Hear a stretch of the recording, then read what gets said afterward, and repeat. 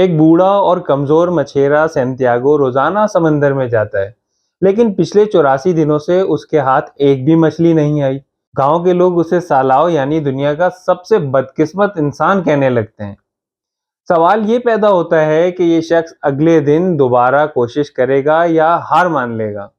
आज हम जिस शाहकार मुख्तसर नॉवेल पर बात कर रहे हैं, इसने अर्नेस्ट हेमिंग्वे को नोबेल इनाम दिलवाया और इसका नाम है the old man and the sea. इसका बेहतरीन उर्दू तर्जुमा बूढ़ा और समंदर के नाम से शाहिद हमीद साहब ने किया है।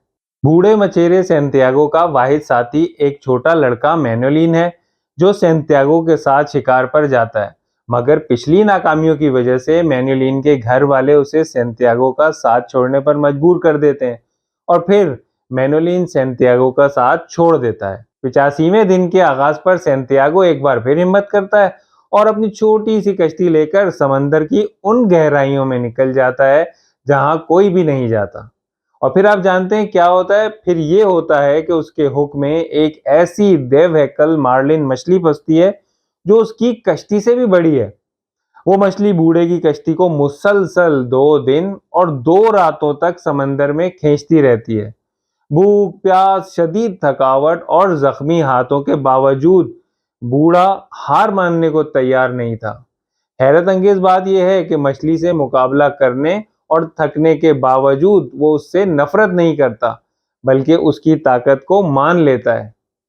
3 दिन की इस वहशतनाक जंग के बाद बूढ़ा आखिरकार हारपून के जरिए मछली को मार लेता है और उसे कश्ती के साथ बांधकर वापसी का सफर शुरू कर देता है।